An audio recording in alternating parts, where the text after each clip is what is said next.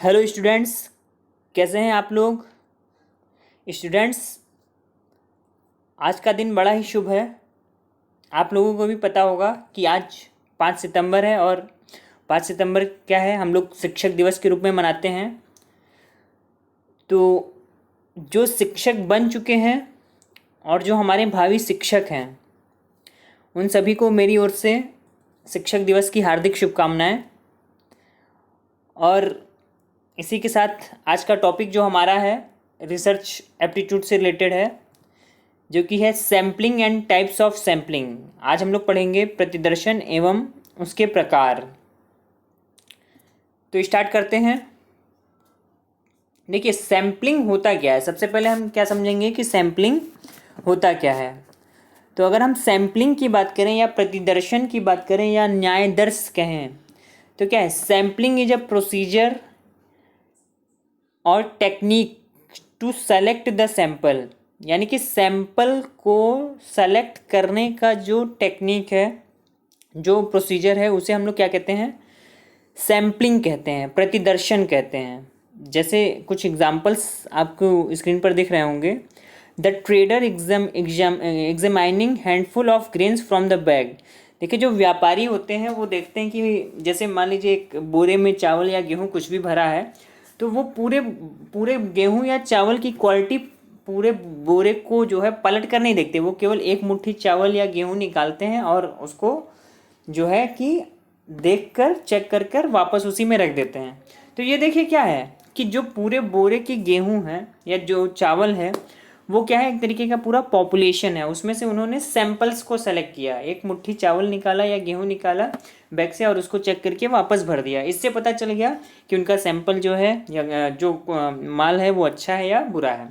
Next है आपका, देखिए, the T tester trying different brands of T. जो टी टेस्टर है यानी कि चाय को चेक करने वाला टी टेस्टर, वो डिफरेंट ब्रांड की टी को क्या करता है, चेक करता है और बताता है कि कौन से ब्रांड की टी ज़्यादा अच्छा है, रेड लेबल अच्छा है या ताज़ा अच्छा है।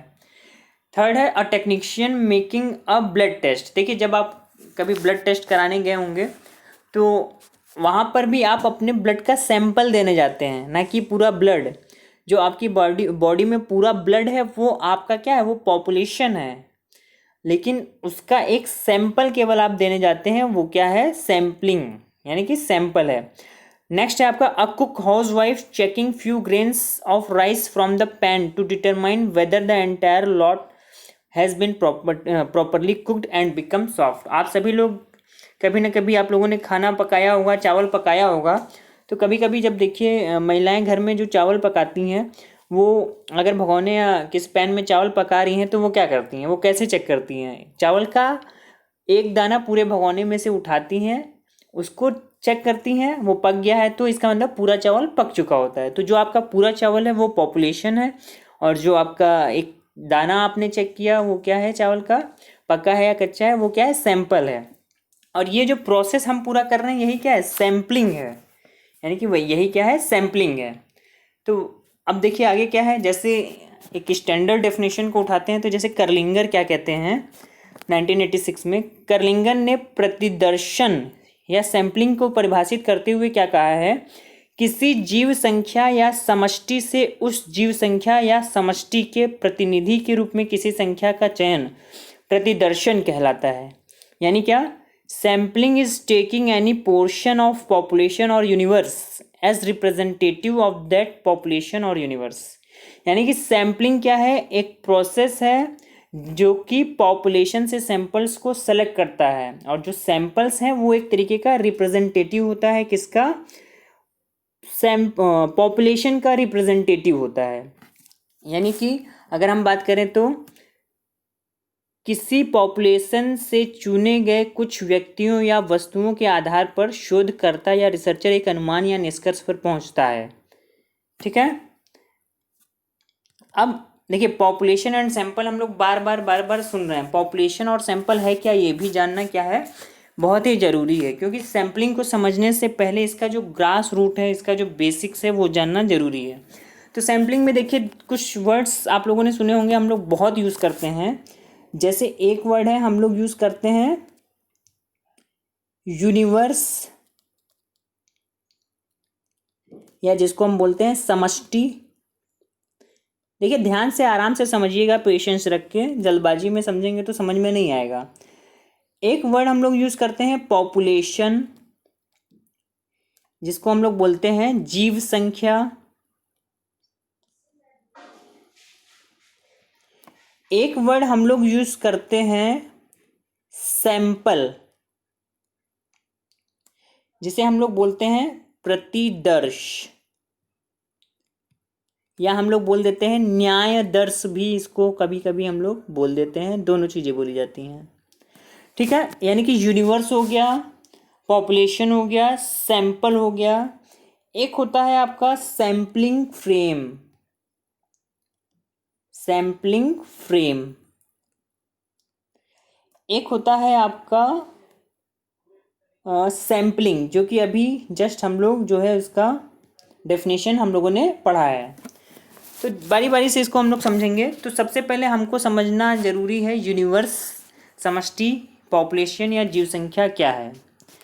तो देखिए क्या है, जैसे कि अगर हम बात करें, हम लोगों ने देखा सैम्पलिंग क्या था, a sample is a small proportion of the population that is selected for observation and analysis. By observing the characteristics of the sample, one can make certain inferences about the characteristics of the population from which it was drawn. अब देखिए आपका जो पहली line दिख रही है उसमें sample लिखा है। सैंपल क्या है? A sample is a miniature picture of the entire group. जैसे कि बोरे में से एक गेहूं की बोरी में से एक मुट्ठी गेहूं आपने निकाल कर चेक कर लिया, यानी वो सैंपल है। A sample in other words is smaller representation of large whole. यानी कि अगर दूसरे शब्दों में बात करें तो सैंपल क्या है? एक स्मॉलर, एक रिप्रेजेंटेटिव है किसका? पूरे पॉपुलेशन का। The entire group from which the sample has been taken is known as population. यानी कि वो एंटायर ग्रुप जिसमें से हम सैंपल्स को सेलेक्ट करते हैं, यानी जिस पॉपुलेशन से हम सैंपल को सेलेक्ट करते हैं वो हमारा क्या कहलाता है? Population. The terms universe and supply are also used but less popular. अब देखिए द टर्म यूनिवर्स, हम लोग पॉपुलेशन के लिए यूनिवर्स भी यूज करते हैं, लेकिन यूनिवर्स और पॉपुलेशन में थोड़ा सा बहुत ही माइन्यूट सा डिफरेंस है, अभी बताऊंगा। देखिए नेक्स्ट है आपका point, a population consist of persons, objects, attributes. यानी कि जो हम पॉपुलेशन बार बार जीव संख्या के बारे में बात कर रहे हैं वो आखिर है क्या? तो देखिए पॉपुलेशन किसी पर्सन, किसी ऑब्जेक्ट का एट्रीब्यूट्स हो सकता है। एट्रीब्यूट्स का मतलब कैरेक्टरिस्टिक्स हो सकती है, उसकी क्वालिटीज हो सकती है, उसका बिहेवियर ऑफ द पीपल, किसी का व्यवहार, answers to various items of a test, behaviour of a inanimate object such as throws of dice और कॉइन्स। यानी कि पासा जो हम लोग फेंकते हैं वो cities, families, opinions of the electorate of a nation. यानी किसी भी नेशन या राष्ट्र के लोगों का क्या मत है। जैसे भाजपा के पक्ष में कितने लोग हैं, जैसे कांग्रेस के पक्ष में कितने लोग हैं, तो ये पॉपुलेशन है। यानी कि a large amount of population appreciate या सपोर्ट्स बीजेपी और कांग्रेस। तो population is a well defined group of any of these. ठीक है, तो अगर हम बात करें, देखिए सिंपल सी अगर फिगरल डिस्क्रिप्शन आपको दिख रहा होगा, तो पॉपुलेशन एंड सैंपल। पॉपुलेशन क्या है? एक पूरी जनसंख्या है और उसमें से कुछ लोगों को चुनना क्या है? सिलेक्शन ऑफ स्मॉल पर्सन्स, ये क्या है? सैंपल है हमारा। तो देखिए अगर अब हम बात करें पॉपुलेशन की, तो पॉपुलेशन भी दो तरीके की है। एक है आपका, जैसे मान लीजिए पहले पॉपुलेशन की बात करते हैं। पॉपुलेशन भी हमारा दो टाइप का है। एक होता है फाइनाइट पॉपुलेशन, यानी निश्चित जीव संख्या। दूसरा है हमारा इनफाइनाइट पॉपुलेशन, यानी अनिश्चित जनसंख्या। अब आपको नाम से ही समझ में आ रहा होगा, निश्चित या इसको हम लोग परिमित भी बोलते हैं। परिमित जीव संख्या वो जो हमारा नोन पार्ट है, जो हमारा नोन पार्ट है, ओनली नोन पार्ट। और जो इनफाइनाइट पॉपुलेशन है वो हमारा अननोन पार्ट भी कंसिस्ट करता है। यानी कि अब देखिए अगर हम बात करें इसको एग्जाम्पल के थ्रू समझने की, तो जैसे परिमित जीव संख्या या फाइनाइट पॉपुलेशन, ऐसे पॉपुलेशन को कहा जाता है जिसके सदस्यों की संख्या गिनी जा सकती है। यानी जिसके मेंबर्स की जो संख्या है हम क्या कर सकते हैं? जिसके मेंबर्स की संख्या को हम लोग काउंट कर सकते हैं। जैसे कि फाइनाइट पॉपुलेशन में, यानी फाइनाइट पॉपुलेशन में number of teachers in universities, यानी कि किसी शहर के या किसी देश के विश्वविद्यालय में शिक्षकों की संख्या, ये क्या है, फाइनाइट है, हमें नोन पार्ट है हमारे पास। अगर हम इनफाइनाइट सॉल्यूशन की बात, पॉपुलेशन की बात करें, तो इनफाइनाइट पॉपुलेशन हमारा क्या हो जाएगा, जैसे किसी पॉन्ड में, किसी तालाब में मछलियों की संख्या, किसी तालाब में मछलियों की जो संख्या है, फिश के जो नंबर्स हैं, नंबर ऑफ फिश, वो क्या है, वो हमारा इनफाइनाइट पॉपुलेशन है। क्यों? क्योंकि आप उसे काउंट नहीं कर सकते हैं, आप उसे काउंट नहीं कर सकते हैं।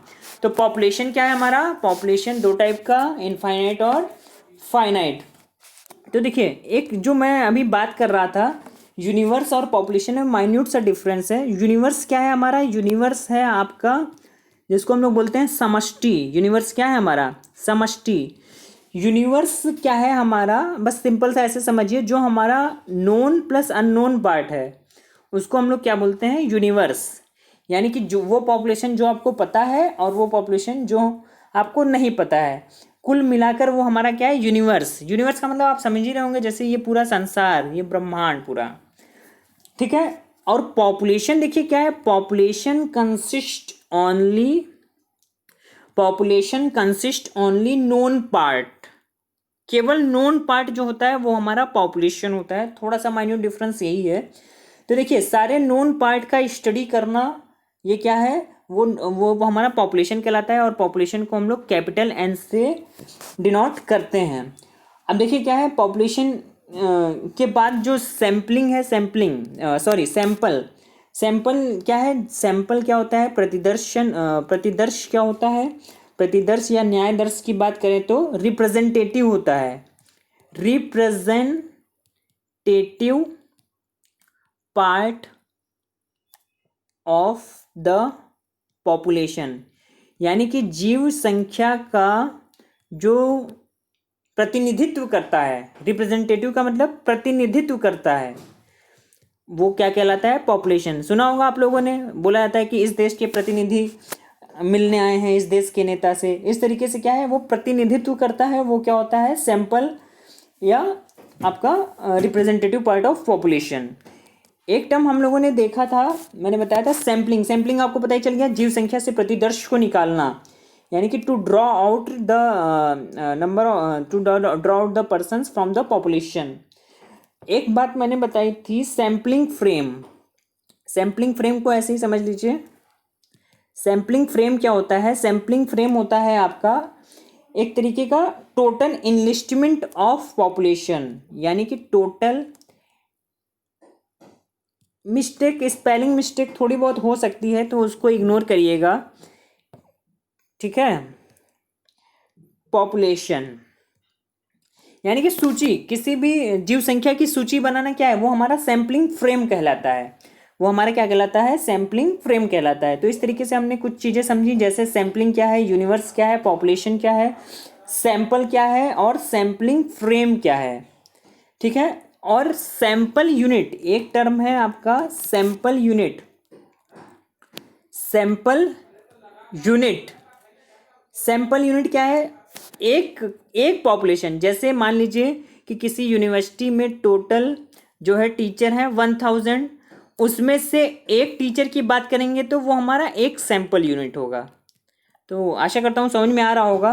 अब अगर हम इसको फिगरल डिस्क्रिप्शन करें तो देखिए क्या है, जैसे अगर हम बात करें तो मान लीजिए एक मैंने ये बॉक्स बनाया,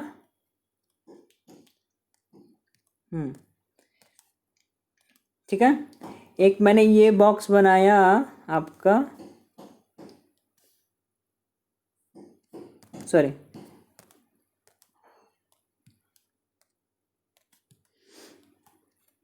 ठीक,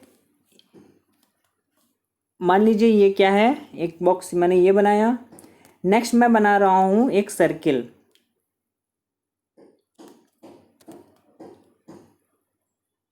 ठीक है।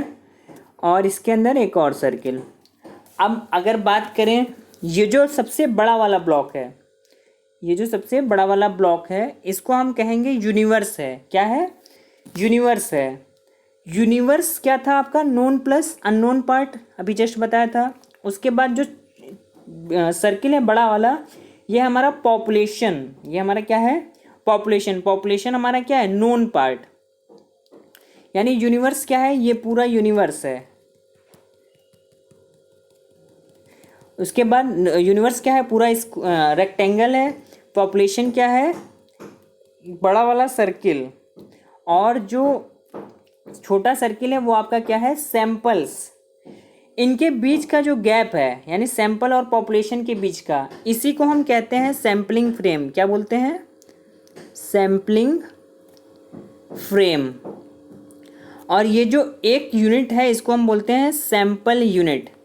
तो इस तरीके से मुझे लग रहा है कि आपको ये चीज़ समझ में आ गई होगी अब तक कि सैंपल क्या है, यूनिवर्स क्या है, पॉपुलेशन क्या है और सैंपलिंग यूनिट क्या है।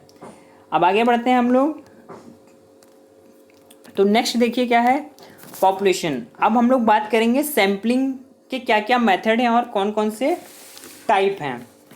तो सबसे पहले अगर हम देखें तो सैंपलिंग मेथड में आपकी स्क्रीन पर दिख रहा होगा, देखिए सैंपलिंग दो टाइप की होती है। कौन कौन सी? एक है प्रोबेबिलिटी सैंपलिंग और दूसरी है non probability sampling. Probability sampling भी 4 प्रकार की। पहला है सिंपल रैंडम सैंपलिंग, दूसरा है सिस्टमैटिक सैंपलिंग, तीसरा है स्ट्रेटिफाइड सैंपलिंग, चौथा है cluster sampling. Non probability sampling क्या है? देखिए कन्वीनियंस है, कोटा है, जजमेंटल है या जजमेंट सैंपलिंग है, स्नोबॉल सैंपलिंग है, और भी बात करें तो एक्सीडेंटल या इंसिडेंटल सैंपलिंग होती है, पर्पजिव सैंपलिंग होती है, डेंस सैंपलिंग होती है। इस तरीके से बहुत सी सैंपलिंग है। तो अब आज हम लोग जो पढ़ेंगे प्रोबेबिलिटी सैंपलिंग के टाइप्स और उसके बारे में पढ़ेंगे। तो देखिए प्रोबेबिलिटी सैंपलिंग, प्रोबेबिलिटी सैंपलिंग आपकी स्क्रीन पर दिख रहा होगा कि 4 टाइप के हैं। कौन कौन से? सिंपल रैंडम सैंपलिंग, दूसरा है stratified random sampling, third one is systematic sampling and fourth one is area और क्लस्टर सैंपलिंग। तो स्टार्ट करते हैं। तो देखिए जो पहला है आपका सिंपल रैंडम सैंपलिंग, जो पहला है आपका कौन सा है? Simple random sampling. तो सिंपल रैंडम सैंपलिंग क्या होता है? देखिए आपकी स्क्रीन पर दिख रहा होगा, साधारण यादृच्छिक प्रतिदर्शन संभाविता प्रतिदर्शन का एक प्रमुख प्रकार है। यानी कि simple random sampling probability sampling का एक प्रमुख प्रकार है। ऐसे सैंपलिंग को कहा जाता है जिसमें पॉपुलेशन के प्रत्येक मेंबर्स को सैंपल में सम्मिलित किए जाने की संभावना बराबर बराबर होती है तथा साथ ही साथ किसी एक सदस्य का चयन दूसरे सदस्य के चयन पर आधारित ना होकर स्वतंत्र होता है। जैसा कि गिलफर्ड भी कहते हैं कि जो सैंपलिंग की सबसे उत्तम परिभाषा क्या है, ये कहते हैं कि जीव संख्या के प्रत्येक व्यक्ति को चुने जाने की संभावना बराबर बराबर होती है। किसी एक व्यक्ति का चयन किसी भी दूसरे तरह से दूसरे अन्य व्यक्ति के चयन से जुड़ा नहीं होता है। देखिए कुल मिला के सिंपल रैंडम सैंपलिंग में 2 चीज़ें इंपॉर्टेंट हैं। आपकी स्क्रीन पर जो पहला पॉइंट दिख रहा है, इक्वल प्रोबेबिलिटी होती है। इस तरह के प्रतिदर्शन में जीव संख्या के सभी सदस्यों को प्रतिदर्श में सम्मिलित होने का या उनके चयन होने की संभावना बराबर बराबर होती है। सबसे पहले ये बात। और दूसरा पॉइंट मेन है इसका, इंडिपेंडेंट होते हैं, यानी किसी का भी चयन दूसरे के चयन पर डिपेंड नहीं करता है। जैसे मान लीजिए एक उदाहरण देते हैं तो ये आपको अच्छे से समझ में आ जाएगा। जैसे मान लीजिए कोई रिसर्चर जो है सिंपल रैंडम सैंपलिंग मेथड के द्वारा एक पॉपुलेशन है 60 बच्चों की, एक क्लास में 60 बच्चों की पॉपुलेशन है, उसमें से वे 15 बच्चों को चुनना चाह रहा है। कितने सैंपल्स को सेलेक्ट करना चाह रहा है? 15 बच्चों को। यानी कि एक रिसर्चर जो है 60 बच्चों की एक कक्षा में से 15 बच्चों को चुनना चाह रहा है। तो अब देखिए एक चीज़ क्या है कि देखिए सिंपल रैंडम सैंपलिंग जो है इसको भी सेलेक्ट करने के 3-4 तरीके हैं, लेकिन यहाँ पर मैं सबको डिस्कस नहीं करूँगा, केवल आपको ये बता दे रहा हूँ किन किन तरीक़ों से जो है हम बच्चों को 60 में से 15 बच्चों को चुन सकते हैं। जैसे एक होती है लॉटरी टेक्निक, दूसरा है आपका table of random numbers, table of random numbers, तीसरा है आपका कॉइन टॉसिंग यानी सिक्का उछालना। और चौथा है आपका फिश बाउल ड्रॉ। ठीक, तो ये 4 मेथड हैं, लेकिन सबको डिस्कस नहीं करेंगे। यहाँ पर हम लोग बस ये मानते हैं कि एक researcher simple random sampling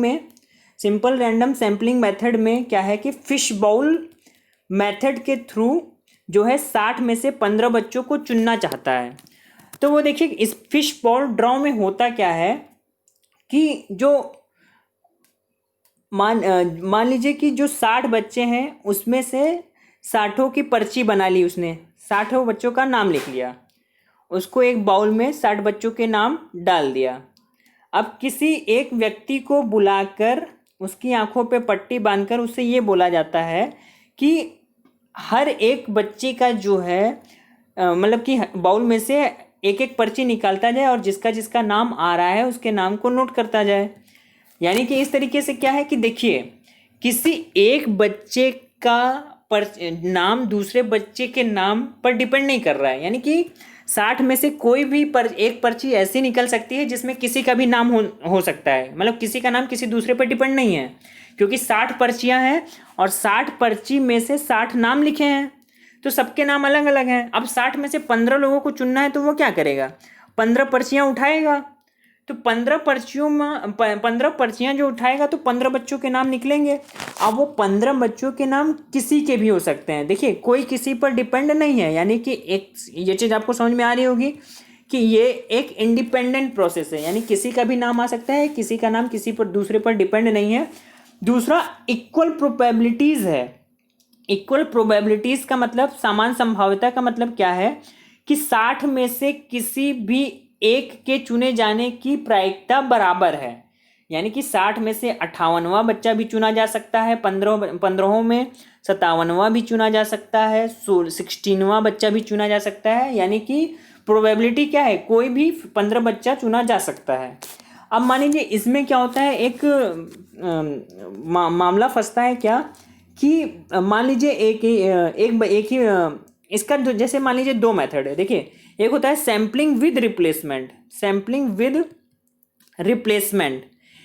with replacement में होता क्या है कि मान लीजिए किसी ने पर्चा निकाला और दोबारा वही पर्चा उसी मतलब कि एक पर्चा निकाला और फिर वापस उसी पर्चे में डाल दिया नाम।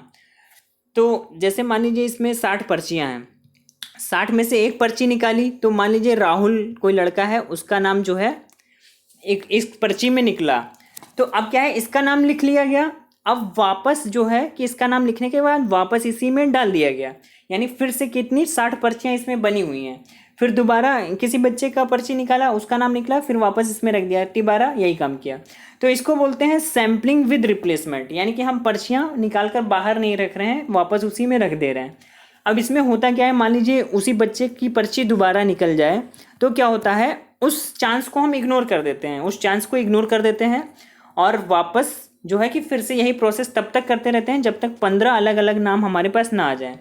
एक दूसरा मेथड क्या है, सैम्पलिंग विदाउट रिप्लेसमेंट। अब इसमें हम कोई रिप्लेस नहीं करते हैं, वापस नहीं करते हैं।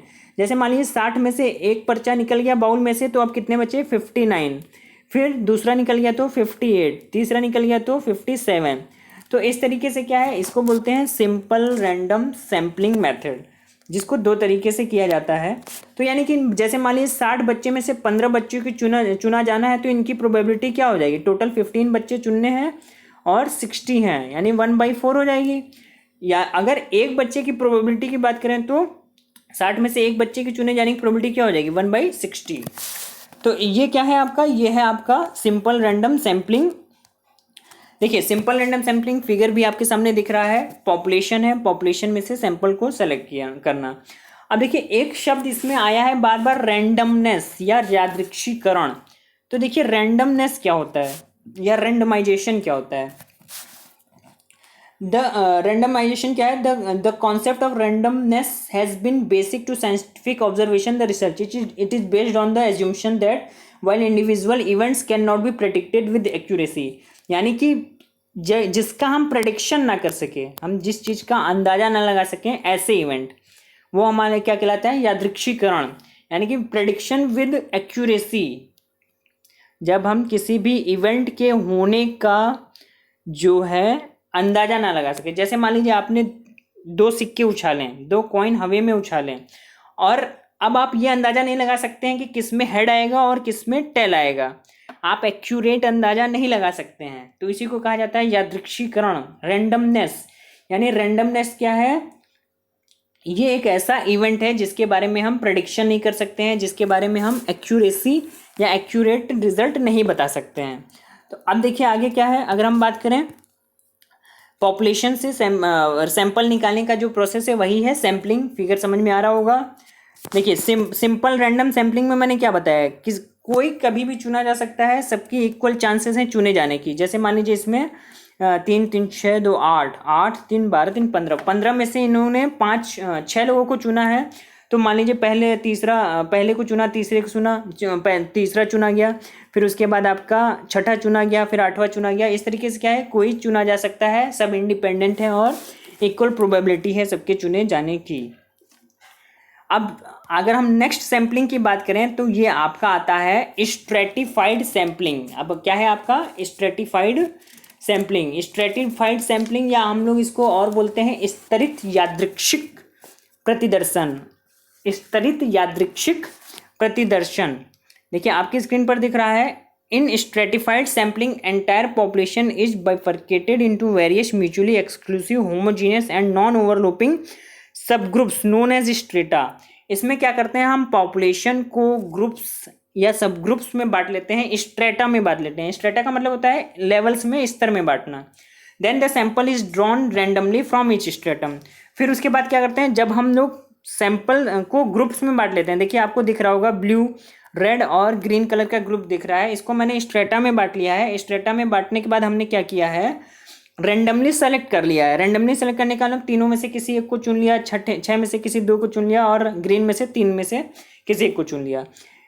जब हम ये प्रोसेस अपनाते हैं कि पॉपुलेशन को पहले किस में कन्वर्ट कर लेते हैं, जैसे लार्ज पॉपुलेशन है उसको कई स्ट्रेटाज में हम लोग बांट लेते हैं। उसके बाद उसमें से सैंपल्स को जब हम सेलेक्ट करते हैं तो ये हमारा क्या कहलाता है, स्ट्रेटिफाइड रैंडम सैम्पलिंग। यानी कि ये ग्रुप 1 ग्रुप 2 है, यहाँ पर सैंपल सेलेक्ट कर रहे हैं S1 S2।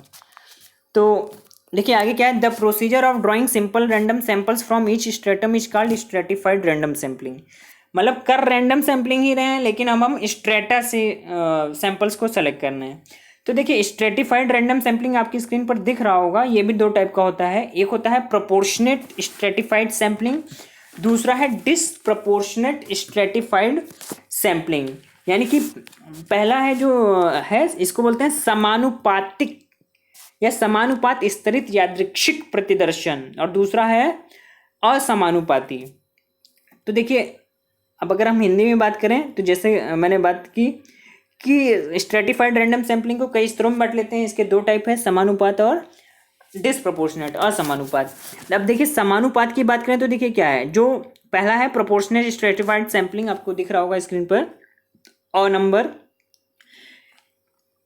Proportionate stratified sampling वैसे सैम्पलिंग प्लान को कहा जाता है जिसमें रिसर्चर जो है पॉपुलेशन की कुछ खास विशेषताओं या स्तर का पता लगाकर प्रतिदर्श में व्यक्तियों का चयन भी उसी विशेषता या स्तर के समानुपात में करता है। जीव संख्या को जब किसी एक विशेषता के आधार पर उसे कई स्तरों में बांटता है तो उसे साधारण स्तर कहा जाता है, परंतु जब एक से अधिक विशेषताओं के आधार पर उन्हें कई स्तरों में बांटा जाता है तो उसे कॉम्प्लेक्स स्ट्रेटिफिकेशन कहते हैं। तो इसको हम एक एग्जाम्पल के थ्रू समझेंगे। मान लीजिए कि क्या है, किसी विद्यालय में, किसी विश्वविद्यालय में, किसी यूनिवर्सिटीज़ में जो छात्रों की जीव संख्या है, जो छात्रों का पॉपुलेशन है, जो स्टूडेंट्स है, नंबर ऑफ स्टूडेंट्स, पॉपुलेशन, उसको 4 स्ट्रेटा में बांट लिया हमने। 4 स्ट्रेटा का मतलब देखिए क्लास लिखा है वो 4 स्ट्रेटा, मतलब पहला IA, फिर BA, फिर MA, फिर PhD। सेकेंड कॉलम जो है आपका composition of population, third column में प्रोपोर्शन ऑफ ईच क्लास। देखिए हमने किया क्या कि मान लीजिए कि टोटल जो उस यूनिवर्सिटी में पढ़ने वाले बच्चे हैं अलग अलग स्ट्रीम में 10,000 है। तो IA की जो क्लास है उसमें 3000 बच्चे हैं, जो IA की क्लास है उसमें कितने बच्चे हैं, टोटल 3000 बच्चे हैं। BA की क्लास में 4000 बच्चे हैं, MA में 2000 है और PhD में 1000 है। टोटल पॉपुलेशन कितनी है बच्चों की, 10,000। अब उसमें अब हम प्रत्येक कक्षा में ईच क्लास का प्रोपोर्शन निकालें, तो 10,000 के रिस्पेक्ट में जो 3000 है कैसे निकालेंगे, 10,000 के रिस्पेक्ट में जो 3000 है हम प्रोपोर्शन कैसे निकालते हैं, आपको याद होगा। 3000 कितने हैं, IA स्ट्रीम के बच्चे हैं और टोटल पॉपुलेशन कितनी है बच्चों की, 10,000।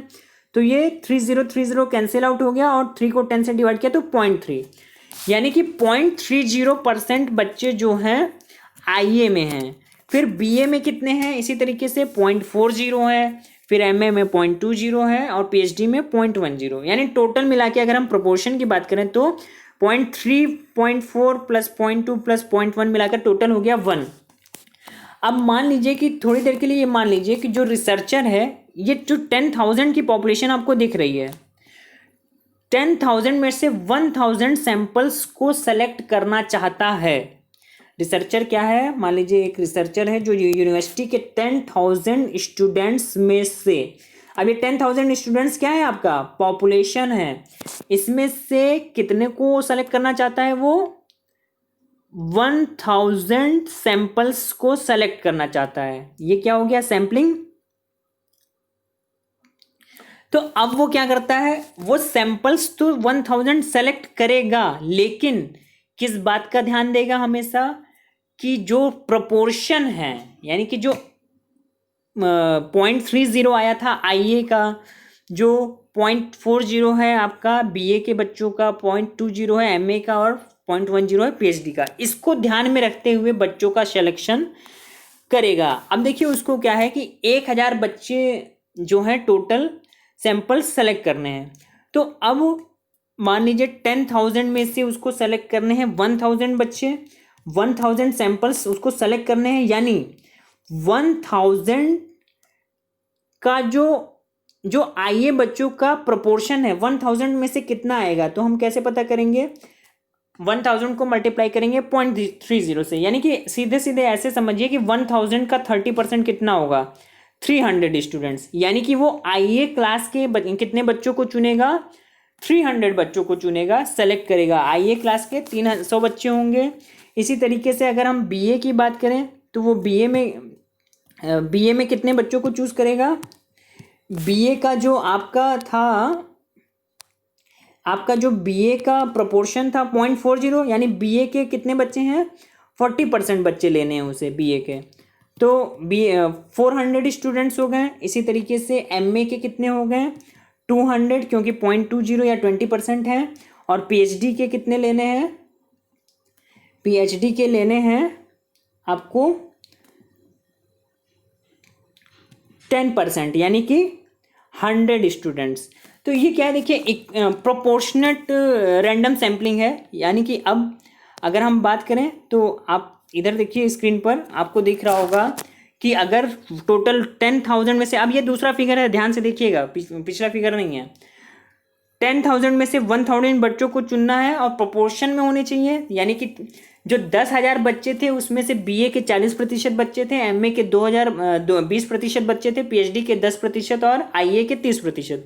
इसी तरीके से हमने जो 1000 बच्चे पॉपुलेशन सैंपल चुने हैं पॉपुलेशन में से, उसमें भी जो 30% बच्चे हैं, 30% यानी मतलब 300 बच्चे IA के हैं, 40% यानी 400 बच्चे BA के हैं, 20% यानी 200 बच्चे MA के हैं और 10% यानी 100 बच्चे PhD के हैं। यानी देखिए हमने प्रपोर्शन नहीं बिगड़ने दिया, जो टोटल पॉपुलेशन का प्रपोर्शन था, जो टोटल पॉपुलेशन यानी 10,000 का जो प्रपोर्शन था, सेम वही प्रपोर्शन हमने क्या रखा, सैंपल का भी। तो इसी को हम क्या कहते हैं, इसी को कहते हैं proportionate random stratified random sampling. ठीक है, तो ये समझ में आ रहा होगा आपको। ठीक है, तो ये था आपका प्रोपोर्शनेट स्ट्रेटिफाइड रैंडम सैम्पलिंग। एक चीज़ हमेशा याद रखिएगा, हमेशा होमोजीनियस ग्रुप के लिए हम लोग प्रोपोर्शनेट या स्ट्रेटिफाइड रैंडम सैम्पलिंग ही सेलेक्ट करते हैं। ग्रुप हमारा कैसा होना चाहिए, होमोजीनियस। होमोजीनियस का मतलब क्या, एक जैसा ग्रुप, यानी कि जो हम टीचर्स को सेलेक्ट कर रहे हैं तो टीचर्स का ही ग्रुप होना चाहिए, उसमें डॉक्टर्स का ग्रुप नहीं आ जाना चाहिए, उसमें लॉयर्स का ग्रुप नहीं आ जाना चाहिए। अब देखिए सेकंड है आपका डिसप्रपोर्शनेट स्ट्रेटिफाइड रैंडम सैम्पलिंग। नाम से ही आपको पता चल रहा होगा कि इसमें भी काम वही सारा करते हैं जो स्ट्रेटिफाइड रैंडम सैम्पलिंग में करते हैं, बस जो प्रपोर्शन है, जो अनुपात है, वो इक्वल नहीं होता है। जैसे मान लीजिए, इसका एग्जांपल समझिए क्या है कि जैसे मान लिया जाए कि पॉपुलेशन ऐसी है जिसमें 60% जो है मेल है। देखिए मैं बीच वाली लाइन पढ़ रहा हूँ जो कि ऊपर से 7वें नंबर की लाइन है, ठीक है। उसमें ये लिखा है कि एक ऐसी पॉपुलेशन जिसमें 60% मेल है एंड 40% फीमेल हैं, यदि रिसर्चर 100 व्यक्तियों का प्रतिदर्श सैंपल चयन करना चाहता है और यदि वह अपने प्रतिदर्श में रैंडमली 50 पुरुष को लेता है और 50 महिलाओं को लेता है, तो यह असमानुपाती स्तृत यादृच्छिक प्रतिदर्शन का उदाहरण होगा। परंतु यदि वह जीव संख्या के स्तर के समानुपात में ही 60 पुरुष तथा 40 महिलाओं का चयन यादृच्छिक ढंग से करता है, तो यह समानुपातिक स्तर के यादृच्छिक प्रतिदर्शन का उदाहरण होगा। अब इसका मतलब ऐसे समझिए कि जैसे मान लीजिए कि टोटल पॉपुलेशन जो है 1000 है, उसमें से कोई रिसर्चर जो है उसमें से एक मिनट, ऐसा समझिए, जैसे मान लीजिए कि टोटल पॉपुलेशन है 1000, उसमें से 60% जो है मेल है, 60% का मतलब 600 मेल है, और बाकी जो बचे 40% वो क्या है, वो है फीमेल। 40% का मतलब 400 वहाँ पर फीमेल है। लेकिन रिसर्चर करता क्या है, इस रेशियो को ध्यान नहीं देता है। रिसर्चर मान लीजिए टोटल पॉपुलेशन 1000 है, उसमें से 100 सैंपल्स को सेलेक्ट करना चाहता है, तो वो ये कहता है अगर हम स्ट्रेटिफाइड रैंडम सैम्पलिंग की बात करें तो 100 सैंपल, अगर हम स्ट्रेटिफाइड रैंडम सैंपल के अकॉर्डिंग चलेंगे तो 100 सैंपल्स में से 60 मेल होने चाहिए और 40 फीमेल होनी चाहिए। लेकिन डिसप्रोपोर्शनेट में क्या होता है, ये तो मैंने प्रोपोर्शनेट रैंडम सैम्पलिंग की बात की, प्रोपोर्शनेट रैंडम सैम्पलिंग की, PRS। लेकिन डिसप्रोपोर्शनेट में क्या होता है कि रिसर्चर केवल ये कहता है कि मुझे 1000 में से ये नहीं ध्यान देखना है कि मेल कितने हैं फीमेल कितने हैं, इसका मतलब नहीं है। मुझे केवल क्या करना है, मुझे केवल 50-50% पॉपुलेशन लेनी है, 50% मेल लेने हैं सैंपल सेलेक्ट करने हैं और 50% फीमेल सेलेक्ट करना है। तो अब वो करता क्या है, 50% का मतलब क्या हो गया, उसके पास 50 मेल होने चाहिए, यानी कि 50 मेल वो सेलेक्ट कर लेगा, मान लीजिए 100 सैंपल लेना और 50 फीमेल। अब देखिए रेशियो गड़बड़ हो गया। अगर हम प्रोपोर्शनेट रैंडम सैम्पलिंग की बात करें PRS की, तो उस हिसाब से 60 मेल और 40 फीमेल होनी चाहिए। लेकिन रिसर्चर ने क्या किया कि समानुपात का ध्यान नहीं रखा, उसने कहा कि मुझे डिसप्रोपोर्शनेट रैंडम सैम्पलिंग करनी है और इसके लिए मुझे 50% मेल लेना है, 50% फीमेल। तो उसने 50% यानी 100 का 50% यानी 50 मेल हो गए और 100 का 50% यानी 50 फीमेल हो गई, यानी कि यहाँ पर क्या है, डिसप्रोपोर्शनेट रैंडम सैम्पलिंग हो गई। तो आशा करता हूँ ये चीज़ समझ में आई होगी। नेक्स्ट है आपका देखिए क्लस्टर सैम्पलिंग। क्लस्टर सैम्पलिंग या इसको हम लोग बोलते हैं कभी कभी एरिया और क्लस्टर सैम्पलिंग या गुच्छ प्रतिदर्शन भी कहते हैं या क्षेत्र प्रतिदर्शन। तो इसमें क्या होता है, देखिए cluster sampling is defined as a sampling technique in which the population is divided into already existing groupings. Clusters आप लोगों ने सुना होगा, क्लस्टर्स नाम सुना जाता है, क्षेत्र एरिया वाइज डिवाइड कर लिया जाता है। Then a sample of the cluster is selected randomly from the population. Next point है the term cluster refers to a natural but heterogeneous intact grouping of the members of the population. देखिए main difference समझने की कोशिश करिए। Stratified random sampling में क्या था, population आपकी होमोजीनियस थी, लेकिन cluster refers to a natural but heterogeneous intact grouping of the members, यानी कि सैम्पलिंग कैसी है, हेट्रोजीनियस है। अभी एग्जांपल समझेंगे तो समझ में आएगा। The most common variables used in the clustering population are the geographical area, building, schools. देखिए क्लस्टर सैम्पलिंग या क्षेत्र प्रतिदर्शन हम वहाँ यूज़ करते हैं जब हमारे पास बहुत ही ह्यूज जियोग्राफिकल एरिया होता है। जैसे मान लीजिए कि ऐसा कहा जाए कि भारत में आदिवासी या जो ट्राइबल एरियाज़ हैं उनका कोई रिसर्चर स्टडी करना चाहता है। अब देखिए जो इंडिया में ट्राइबल एरियाज़ हैं वो कई जगह हैं, एमपी में भी है, अंडमान एंड निकोबार में भी है, यूपी में भी कुछ ट्राइबल एरियाज़ हैं। इस तरीके से क्या है, ट्राइबल एरियाज़ बहुत से हैं, यानी कि जियोग्राफिकल एरिया बहुत बड़ा हो गया, उसमें से सैंपल्स को सेलेक्ट करना, पॉपुलेशन को सेलेक्ट करना, ये हम किस में करते हैं, क्लस्टर सैम्पलिंग में। देखिए heterogeneity of the cluster is an important feature of an ideal cluster sample design. अब देखिए क्या है, सब टाइप क्या है क्लस्टर सैम्पलिंग के, single stage cluster sampling, two stage cluster sampling और मल्टी स्टेज क्लस्टर सैम्पलिंग। तो जो क्लस्टर सैम्पलिंग है या क्षेत्र या गुच्छ प्रतिदर्शन, देखिए इसका जो कुछ बेसिक चीज़ें इसके बारे में जान लीजिए। क्षेत्र प्रतिदर्शन या जिसे गुच्छ प्रतिदर्शन भी कहा जाता है, एक ऐसी प्रोबेबिलिटी सैम्पलिंग है जिसका ओरिजिन कहाँ से हुआ, एग्रीकल्चर रिसर्चेस से हुआ था, फिर भी बिहेवियरल साइंसेज में यह काफ़ी लोकप्रिय हो गया। इसका यूज़ हम कहाँ से करते हैं, इसका प्रयोग सर्वे रिसर्च में अधिक किया जाता है। ध्यान से सुनिएगा, सर्वे रिसर्च में अधिकतर हम क्लस्टर सैम्पलिंग का यूज़ करते हैं, जहाँ पर पॉपुलेशन हमारे पास बहुत बड़ा होता है, साथ ही जो पॉपुलेशन होता है बहुत बड़े जियोग्राफिकल एरिया में फैला हुआ होता है। यानी कि क्षेत्र प्रतिदर्शन में जीव संख्या की जो कई इकाइयों में से कुछ इकाइयों का यादृच्छिक ढंग से चयन करके फिर उन इकाइयों को कुछ व्यक्तियों या यादृच्छिक ढंग से चयन किया जाता है। जब इकाइयाँ काफ़ी बड़ी होती हैं तो उन इकाइयों को कुछ इकाई यानी कि बहुत लार्ज यूनिट, फिर उसको सब यूनिट में, फिर सब डिवीज़न में, इस तरीके से हम उसको बांटते चले जाते हैं। यानी कि जब आप इसका एक एग्जाम्पल समझेंगे तो समझ में आएगा। जैसे मान लीजिए एक एग्जाम्पल लेते हैं क्लस्टर सैम्पलिंग के लिए, कि जैसे मान लीजिए कोई रिसर्चर है, एक रिसर्चर है, वो इंडियन पीपल्स का जो भारतीय जनमानस है, भारतीय जो जनता है, भारतीय लोग हैं, उनका पॉलिटिकल एटीट्यूड जानना चाहता है। क्योंकि आप लोग भी जानते हैं अब क्या है, चुनाव करीब आ गए हैं, कई देशों कई राज्यों में चुनाव हैं। तो एक रिसर्चर जो है वो ये भारतीय जनता का क्या है कि पॉलिटिकल एटीट्यूड, राजनीतिक मनोवृत्ति जानना चाहता है।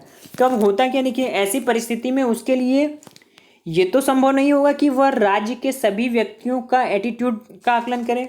अब पूरी पॉपुलेशन कितनी है, पॉपुलेशन अगर हम बात करें पूरे इंडिया की 130 करोड़ के आसपास हो चुकी है। तो एक रिसर्चर क्या 130 करोड़ लोगों का पॉलिटिकल एटीट्यूड जान पाएगा? नहीं जान पाएगा। वो बूढ़ा हो जाएगा, मर जाएगा, तब भी 130 करोड़ लोगों का असेसमेंट नहीं कर पाएगा। तो अब ये देखिए क्या है, जियोग्राफिकल एरिया भी बहुत ज़्यादा है, कई सब डिवीज़न है, सब डिवीज़न मतलब कई डिवीज़न है, मतलब कई स्टेट हैं, उसमें भी कई एरियाज़ हैं, उसमें भी कई ब्लॉक हैं, इस तरीके से। अब देखिए मान लीजिए क्या है कि ऐसी परिस्थिति में इसके लिए वो तो संभव नहीं होगा। अब वो क्या करेगा, एरिया सैम्पलिंग करने का जो है निश्चय लेगा, यानी अब वो एरिया सैम्पलिंग करेगा रिसर्चर। थोड़ी देर के लिए हम ये मान लेते हैं कि उस राज्य में 20 जिले हैं। मान लीजिए कोई स्टेट है, उसमें 20 डिस्ट्रिक्ट्स हैं, एक स्टेट है उसमें 20 डिस्ट्रिक्ट हैं। अब उस डिस्ट्रिक्ट में जो 20 डिस्ट्रिक्ट हैं उसमें से मान लीजिए उसने 5 डिस्ट्रिक्ट्स को रैंडमली सेलेक्ट कर लिया, 20 में से 5 डिस्ट्रिक्ट को रैंडमली सेलेक्ट कर लिया। अब उस 5 डिस्ट्रिक्ट में जो 5 जिले हैं उसमें क्या करता है वो, अब मान लीजिए जो 5 जिले हैं उसमें भी कई सब डिवीज़न होंगे, ऐसा तो है नहीं कि जिला बहुत छोटा है। तो मान लीजिए उसमें 10-10 सब डिवीज़न है सब में, तो 10-10 सब डिवीज़न है। तो अब क्या है, वो 5 जिले तो उसने चुन लिया, 5 में से उसने केवल 5 सब डिवीज़न भी चुने और वहाँ पर अपना इंटरव्यू या शेड्यूल जो भी उसने तैयार किया है वो भेज दिया वहाँ के लोगों को। और वहाँ के लोगों को भेजने के बाद उनसे भरवा लिया और ये जान लिया कि जो पॉलिटिकल एटीट्यूड है वहाँ के लोगों का कैसा है। अब देखिए मान लीजिए इसको ऐसे फिर से समझ लीजिए कि एक बहुत बड़ा जियोग्राफिकल एरिया यानी एक स्टेट, उस स्टेट में 29 राज्य, स्टेट का मतलब कंट्री भी होता है, ये ना समझिएगा कि स्टेट ही है। तो एक देश में 29 स्टेट में से उसने चुने 20 स्टेट्स को।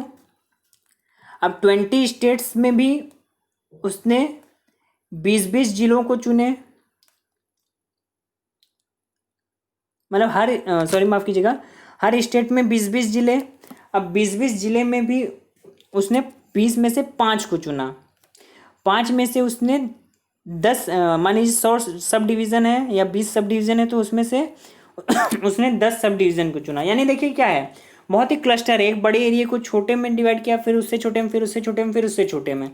यानी ये क्या है, एक तरीके का ग्रेप्स टाइप का शेप बन रहा है।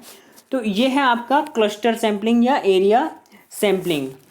तो इसी तरीके से जो हमारे पॉलिटिकल लीडर्स हैं ऐसे ही सर्वे कराते हैं और लोगों का जो है एटीट्यूड जानते हैं कि झुकाव लोगों का किस तरफ बढ़ रहा है। क्लस्टर सैम्पलिंग था हमारा ये। एक लास्ट सैम्पलिंग हमारा जो बचा था, आप लोगों को याद होगा, वो था हमारा systematic random sampling. Systematic random sampling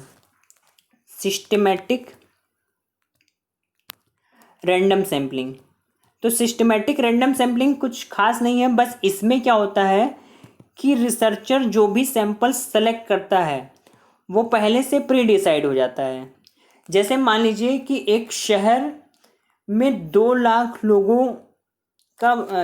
लोग हैं जिनकी टेलीफोन डायरेक्टरी में जिनका नंबर है। अब रिसर्चर को उसमें से 200 लोगों को चुनना है, यानी 2 लाख लोगों में से रिसर्चर कितने सैंपल सेलेक्ट करना चाहता है, 200 सैंपल सेलेक्ट करना चाहता है। तो अब देखिए 2 लाख को अगर 200 से जब हम डिवाइड करेंगे तो ये आपका आएगा 1000। आई थिंक सही मैं बोल रहा हूँ, क्योंकि ये 2 कैंसिल हो जाएगा, 2 0 कैंसिल हो, हाँ। अब रिसर्चर करेगा क्या कि सिस्टमैटिक रैंडम सैम्पलिंग में, अब ऐसा समझिए कि ये मैंने 2 लाख लोगों को बनाया है, ये मान लीजिए, बनेगा तो नहीं, छोटी सी स्क्रीन है, लेकिन मान लीजिए कि ये 2 लाख लोग हैं। तो अब देखिए ये जो 1000 आया, यही समझाना है कि नंबर 1 से उसने स्टार्ट किया। अब सबसे पहले जो 1000वां इंसान पड़ेगा, मान लीजिए वो ये है 1000वां इंसान, वो सेलेक्ट हो जाएगा, 200 की लिस्ट में वो आ जाएगा। फिर मान लीजिए दूसरा जो 2000वां इंसान है वो सेलेक्ट हो गया, 3000वां सेलेक्ट हो गया, 4000वां, ऐसे ही पहुंचते पहुंचते जब वो 200 प्लेस पे पहुंचेगा, यानी जब 2 लाखवें प्लेस पर पहुंचेगा तो उसके पास 200 सैंपल सेलेक्ट हो जाएंगे।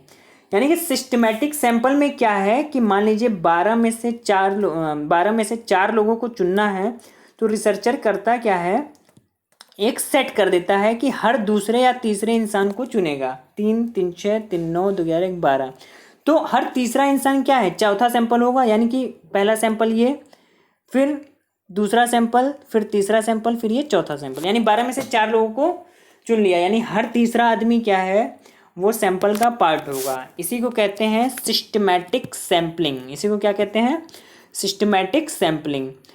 तो आज हम लोगों ने प्रोबेबिलिटी सैम्पलिंग के अंतर्गत क्या क्या देखा, simple random sampling, stratified random sampling.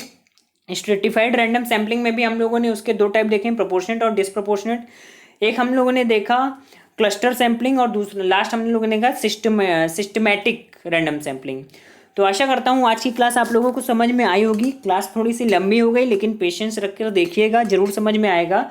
Next class में हम लोग नॉन प्रोबेबिलिटी सैम्पलिंग की बात करेंगे। और अगर आप लोगों को वीडियोस अच्छे लग रहे हैं तो इन्हें सब्सक्राइब, लाइक एंड शेयर कीजिए, और कोई कन्फ्यूज़न है तो उसे कमेंट के द्वारा पूछ सकते हैं। Thank you so much. आपका दिन शुभ हो, और एक बार और शिक्षक दिवस की हार्दिक शुभकामनाएं।